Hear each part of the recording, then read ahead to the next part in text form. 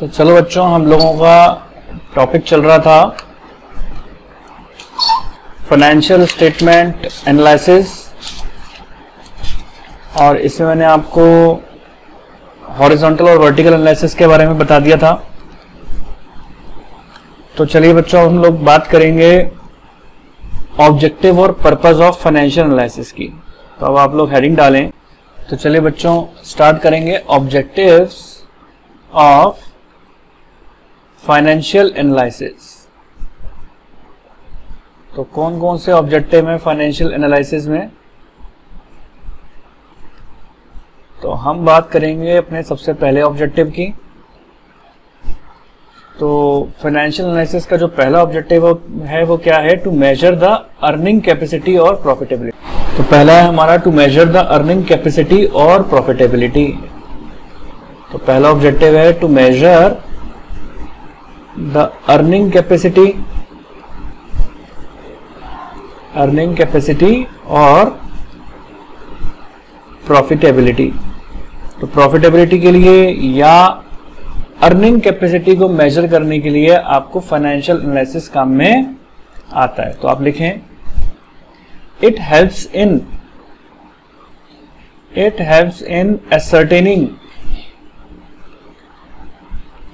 ascertaining whether adequate profits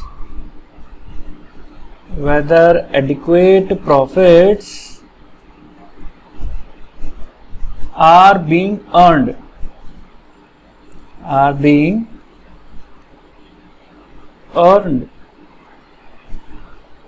on capital invested in the business। आपने जो भी capital invest किया है बिजनेस के अंदर, तो हमको फाइनेंशियल एनालिसिस इस चीज में हेल्प करता है, इस चीज को एसर्टेन करने में कि क्या जो कैपिटल इन्वेस्टमेंट हमने किया है उस पर प्रॉफिटेबिलिटी और अर्निंग कैपेसिटी बिजनेस की कितनी है, क्या उस पर प्रॉपर रिटर्न, कैपिटल इन्वेस्टमेंट पर प्रॉपर रिटर्न क्या कंपनी कमा पा रही है, क्या हमारा बिजनेस प्रॉपर प्रॉफिटेबिलिटी अर्न कर पा रहा है जो कैपिटल इन्वेस्टमेंट हो पा रहा है उस पर। आगे लिखें to measure the solvency.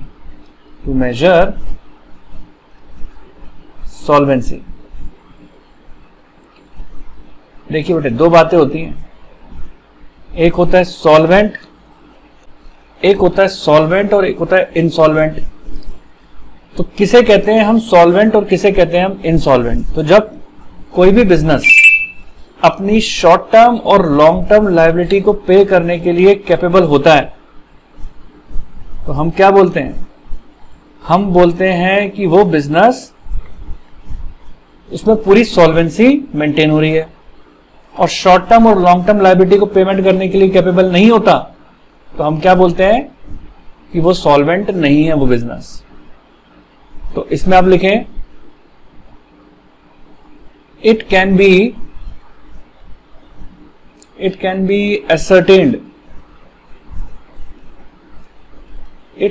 ascertained from financial analysis. It can be ascertained from financial analysis whether the business is in a position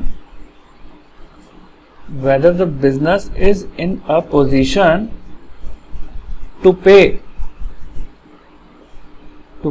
its short term or long term and long term liabilities।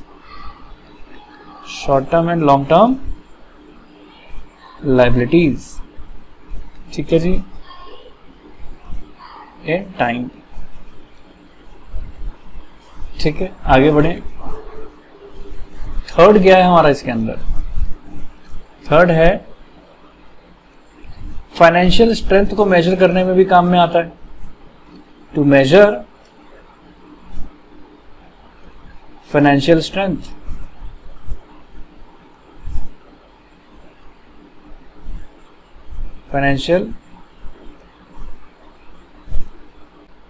to measure financial strength, आगे लिखें the purpose of financial analysis, the purpose of financial analysis is to assess the financial potential, यानी financially particular firm कितनी sound है, कितनी नहीं है, financial potential कितना है फर्म का, उस बिजनेस का, तो वो कैसे पता लगता है? फाइनेंशियल एनालिसिस के through. Financial potential of the business, ठीक है जी। फोर्थ ऑब्जेक्टिव क्या है? कंपैरिजन करना, ये बात अपन पहले भी पढ़ चुके थे। टू मेक कंपैरेटिव स्टडी, अगर आप फाइनेंशियल एनालिसिस करते हैं तो आप कंपैरेटिव स्टडी कर सकते हैं। To make comparative study with, तो यानी आपको अगर अपनी स्टडी करना है दूसरे फर्म से कि आपके फर्म की क्या पोजीशन है, दूसरे फर्म की क्या पोजीशन है, या आपको एक फाइनेंशियल ईयर से दूसरे फाइनेंशियल ईयर में स्टडी करनी है, तो उसके लिए फाइनेंशियल एनालिसिस ही हेल्पफुल है, ठीक है। फिफ्थ पॉइंट लिखें to measure the capability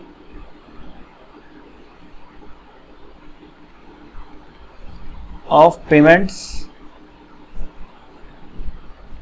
of interest and dividend, यानी आपके बिजनेस के पास इंटरेस्ट और डिविडेंड ये क्या होते हैं? सोर्स ऑफ फंड होते हैं, cost of fund.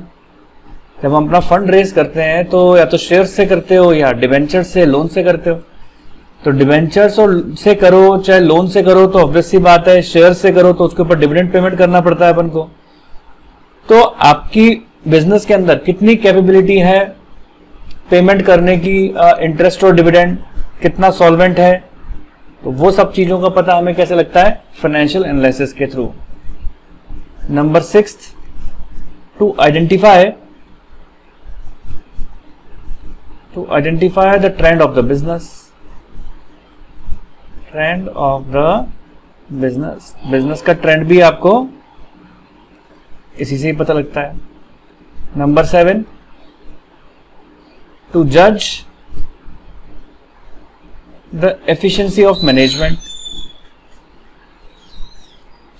to judge the efficiency of management, ठीक है।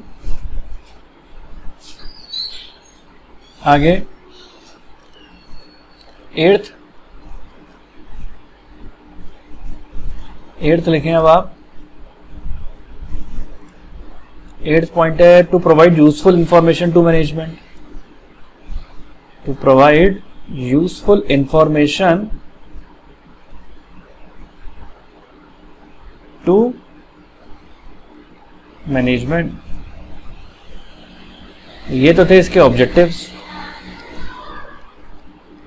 अब आपसे इस तरीके का भी क्वेश्चन आपसे पूछा जा सकता है मल्टीपल चॉइस में कि बताओ यूजेस ऑफ फाइनेंशियल एनालिसिस क्या है। तो अब आप लिखें uses of financial analysis. Financial analysis के यूजेस बताने हैं अब हमें, तो यूजेस लिखें। First, for taking investment decision, अगर आपको किसी भी तरीके का कोई इन्वेस्टमेंट डिसीजन लेना है तो उसके लिए फाइनेंशियल एनालिसिस हमें हेल्प करती है। फॉर टेकिंग इन्वेस्टमेंट डिसीजन, ठीक है जी। फिर लिखें सेकंड नंबर का पॉइंट, फॉर टेकिंग, कोई लोन लेना है आपको किसी तरीके का, कोई क्रेडिट डिसीजन लेना है, उसके अंदर भी फाइनेंशियल एनालिसिस हेल्प करेगा। For taking credit decision. Third, अगर आपको डिविडेंड पे करना है या नहीं करना, इस चीज का जो डिसीजन लेना है, फॉर टेकिंग डिविडेंड डिसीजन, ठीक है। डिविडेंड का डिसीजन लेने के लिए भी हेल्प करता है, ठीक है ना। तो ये बेसिकली ये 3 डिसीजन तो है ही हैं।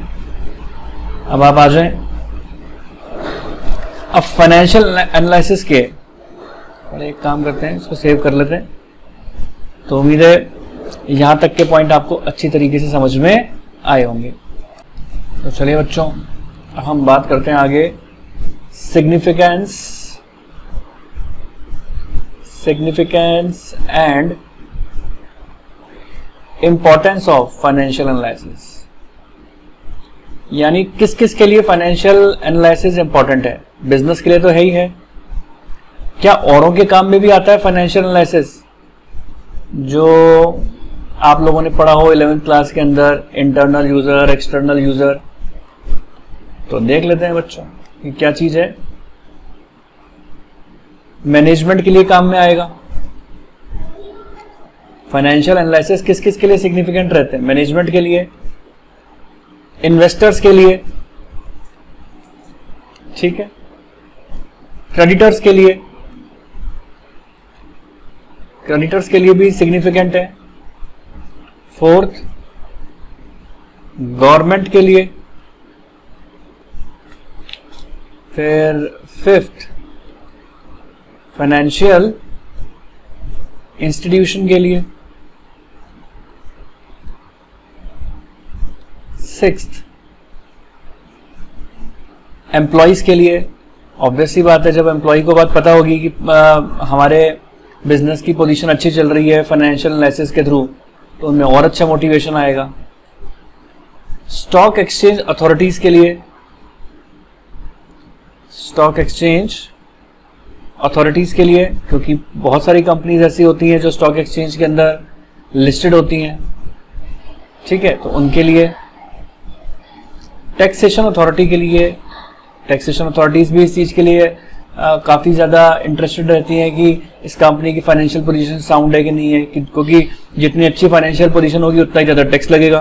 तो टैक्स अथॉरिटीज भी बहुत ज्यादा इंटरेस्टेड रहती हैं फाइनेंशियल एनालिसिस में। और रिसर्चर के लिए, ये सब इंटरेस्टेड पार्टीज हैं, ठीक है। तो ये थे सारे सिग्निफिकेंस, किन किन पार्टीज के लिए सिग्निफिकेंट है फाइनेंशियल एनालिसिस। और अब हम बात करेंगे लिमिटेशंस की, कि फाइनेंशियल एनालिसिस के अंदर लिमिटेशन किस बात की है, ठीक है।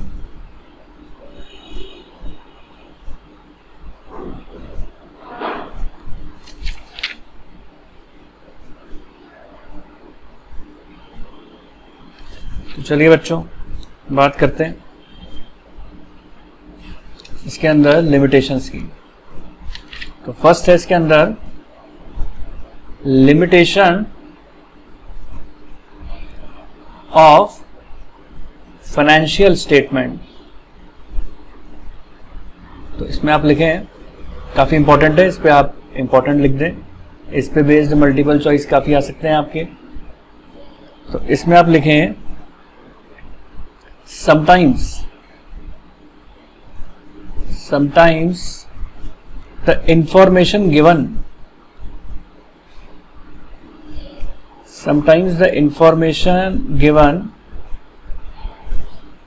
in financial statement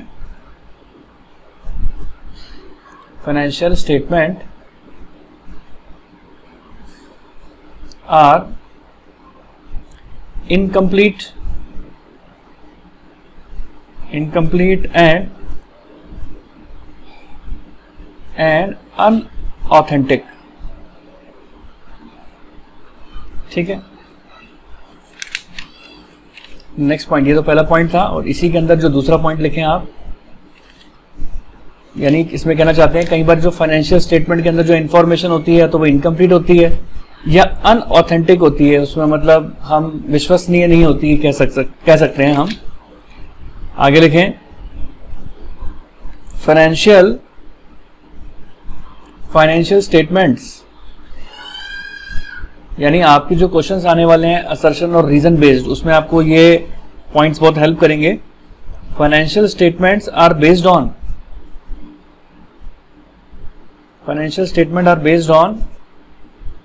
accounting concepts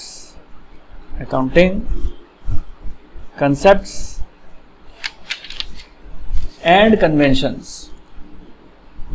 ये बात आप अपने 11th क्लास में भी सीख कर आए हैं कि हमारे फाइनेंशियल स्टेटमेंट किस पर बेस्ड होते हैं, अकाउंटिंग कंसेप्ट और कन्वेंशंस पर।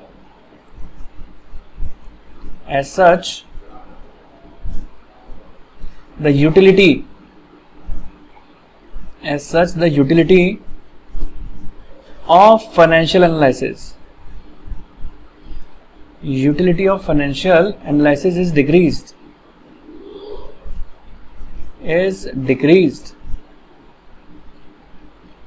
due to the shortcoming of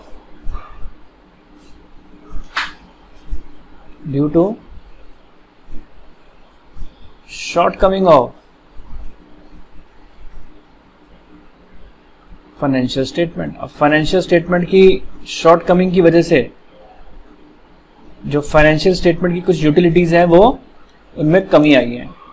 अब वो क्या शॉर्टकमिंग्स हैं उनके बारे में अभी हम चर्चा करेंगे, ठीक है जी। तो चलिए बच्चों, अब हम लिमिटेशंस पढ़ेंगे कि कौन कौन सी लिमिटेशंस हैं। तो सेकंड नंबर की हमारी जो लिमिटेशन है वो क्या है, अफेक्टेड बाय विंडो ड्रेसिंग।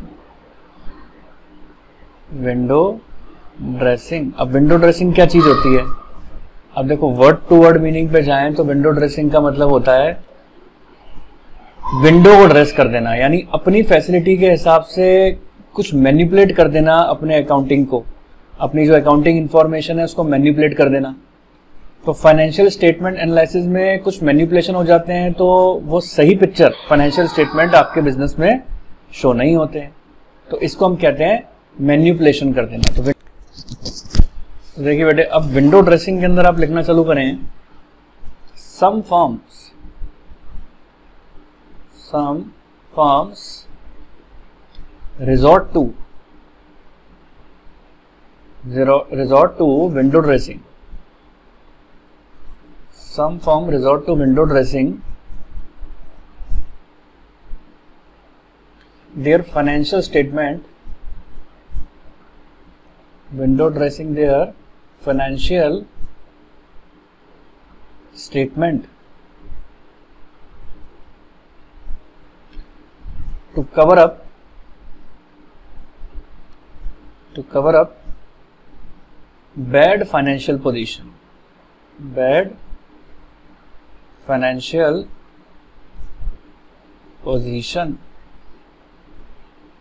ठीक है, on the eve of accounting date.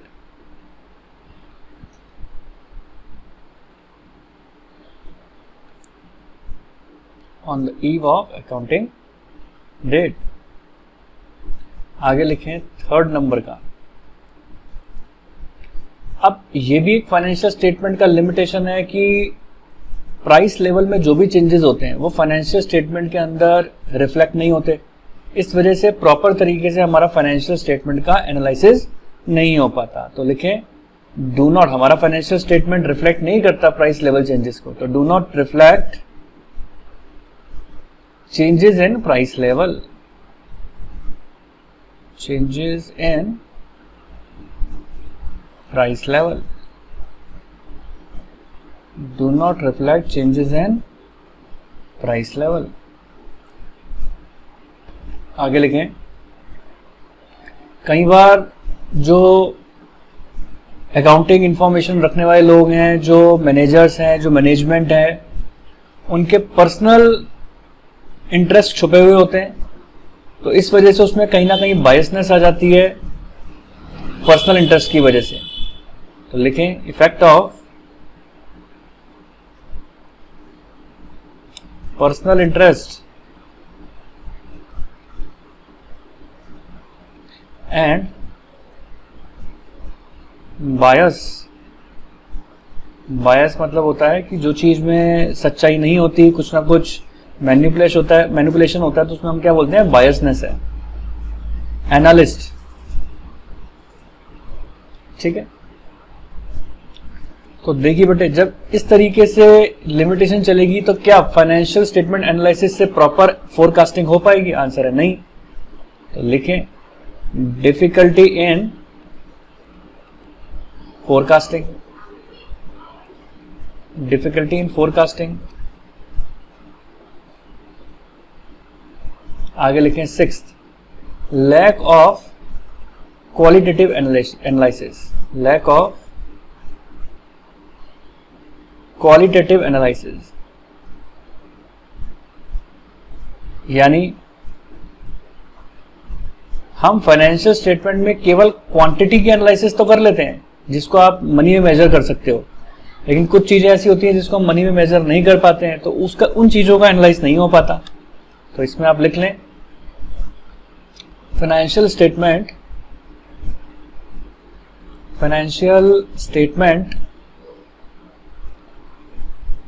Record only those events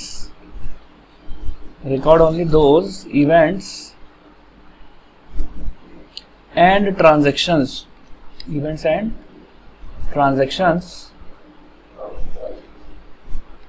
which can be expressed in the term of money,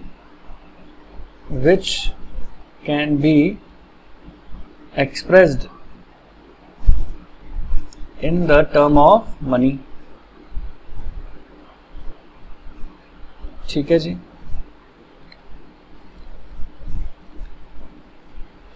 qualitative aspects जिसको हम मनी में मेजर नहीं कर सकते, qualitative aspects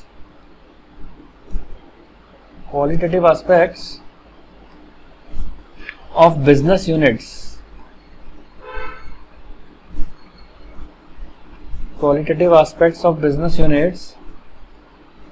are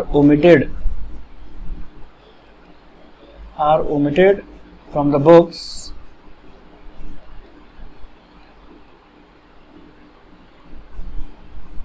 at all,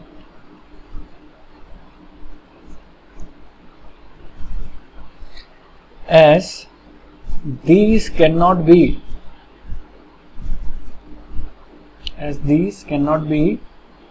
expressed in monetary terms, इनको हम monetary terms के अंदर रिकॉर्ड नहीं कर सकते, ठीक है जी। ये थे इसके लिमिटेशन। तो उम्मीद करता हूं ये लिमिटेशन भी आपको अच्छी तरीके से समझ में। तो चलिए बच्चों लिखते हैं अपन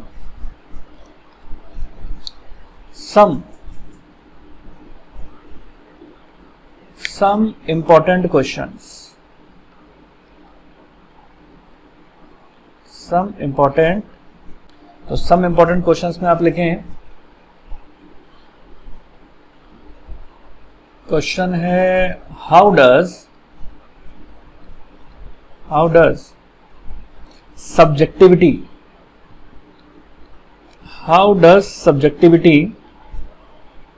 becomes a limitation of financial statement,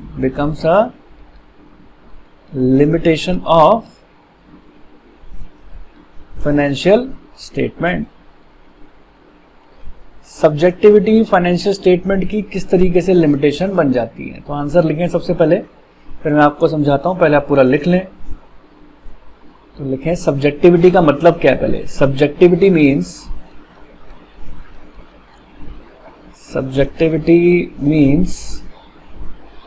using personal judgement,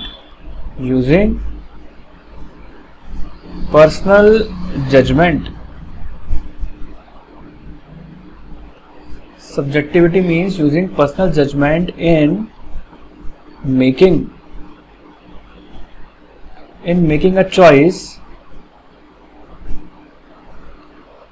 out of alternatives available,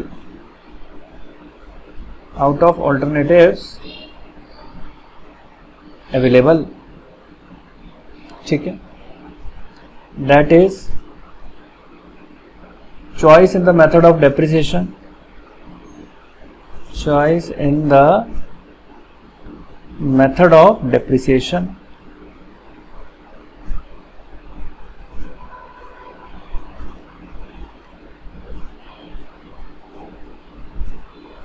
or choice in the method of inventory valuation,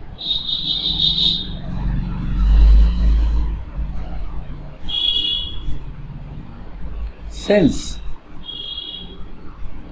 subjectivity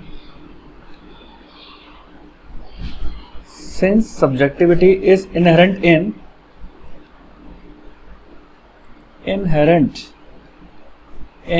personal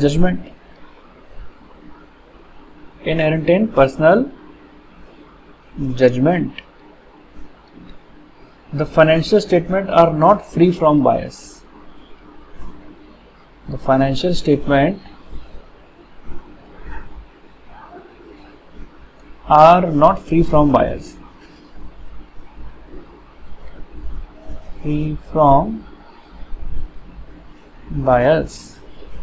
तो देखिए बच्चों, सब्जेक्टिविटी से क्या मतलब है? सब्जेक्टिविटी से मतलब है कि कुछ चीजें ऐसी होती हैं हमारी अकाउंटिंग के अंदर, जैसे कि आप मेथड ऑफ डेप्रिसिएशन को ले लें।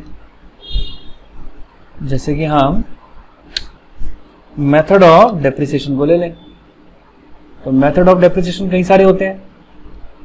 तो बेसिकली बात करूं तो एसएलएम मेथड और डब्ल्यूडीबी मेथड, डिमिनिशिंग बैलेंस जिसे बोलते हैं, या इन्वेंट्री वैल्यूएशन की बात कर लूं तो लीफो मेथड अलग होता है, फीफो मेथड अलग होता है, सिंपल एवरेज अलग होता है, हीफो मेथड अलग होता है, कई सारे मेथड होते हैं। तो बच्चों होता क्या है कि इन्वेंट्री वैल्यूएशन के अंदर सबसे अलग अलग आंसर आते हैं आपके। तो कहने का मतलब है कौन सा मेथड बेस्ट है, एसएलएम है, डब्ल्यूडीबी मेथड है, या इन्वेंट्री वैल्यूएशन में लीफो मेथड है, फीफो मेथड है। तो इसका कोई, सबके अपने पर्सनल जजमेंट है, सबकी अपनी रिक्वायरमेंट है, इसके पीछे कोई पर्टिकुलर ऑथेंटिसिटी नहीं है इस बात की कि यही मेथड अच्छा है या इसी मेथड से करना चाहिए। हर पर्सन, हर बिजनेसमैन अपने हिसाब से, अपनी सुटेबिलिटी से मेथड ऑफ वैल्यूएशन करता है, सब उसके आंसर्स भी अलग अलग आते हैं। तो इसलिए कहीं ना कहीं इसमें क्या बोला है कि सब्जेक्टिविटी है, यानी हर आपने आपके पर्सनल जजमेंट है इन चीजों के ऊपर, कोई ऑथेंटिसिटी नहीं है कि आपके एसेट्स के ऊपर इतना ही डेप्रिसिएशन लगा होगा, या एसएलएम मेथड ही बेहतर है या डब्ल्यूडीबी मेथड है। जहां पर आपका चॉइस है तो वहां पर क्या होता है, पर्सनल जजमेंट हो जाते हैं और वो चीज आपकी सब्जेक्टिविटी का रूप ले लेती है। ठीक है, तो सब्जेक्टिविटी है, कहीं ना कहीं ये बात बोली गई है इसमें, ये इसकी कहीं ना कहीं लिमिटेशन हो जाती है। तो चलिए बच्चों, एक क्वेश्चन और आता है हमारे पास जो अधिकतर मल्टीपल चॉइस में पूछा जा सकता है। तो लिखें, name any two financial statement of a company,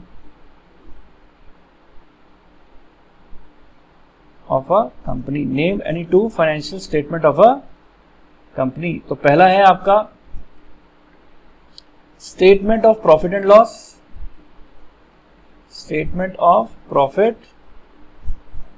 and loss, और दूसरा है हमारे पास बैलेंस शीट। चलिए next question, question number 1, question number 2, question number 3। what is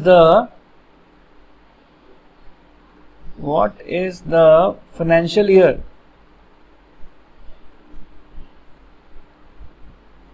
in case of company?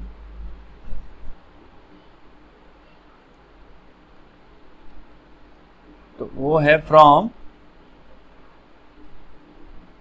अब कई बच्चे तो जानते हैं और कई बच्चे कंफ्यूज हो जाते हैं, कई बच्चे कहते हैं सर इतना आसान क्वेश्चन ये क्यों लिखवा रहे हो।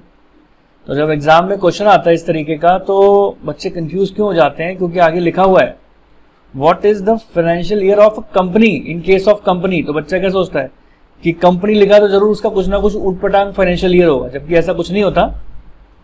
तो आपको ध्यान रखना है कंपनी का फाइनेंशियल ईयर भी अप्रैल टू मार्च ही चलता है। ठीक है, फिर क्वेश्चन है आपका 4th, what is the number of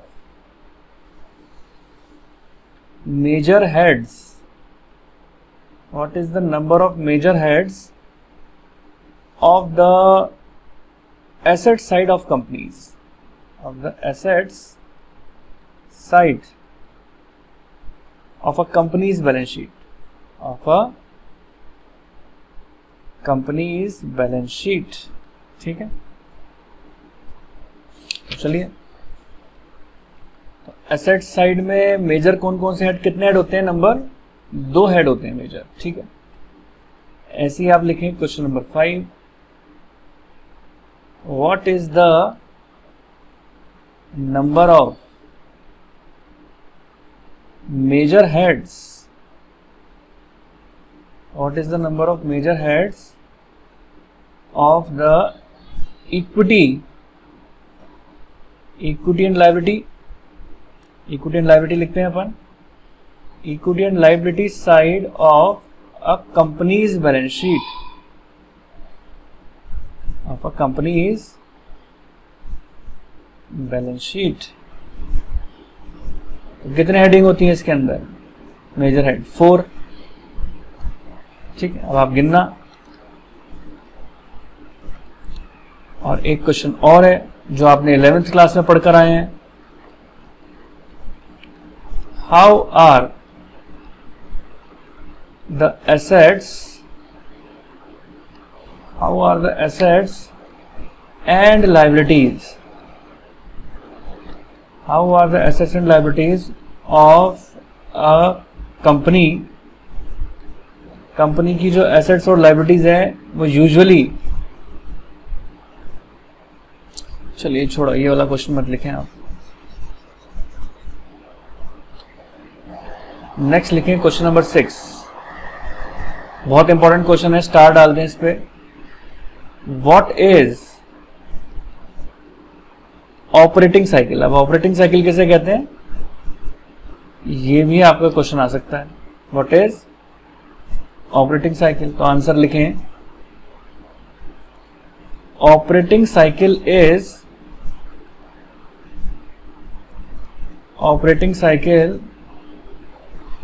the time between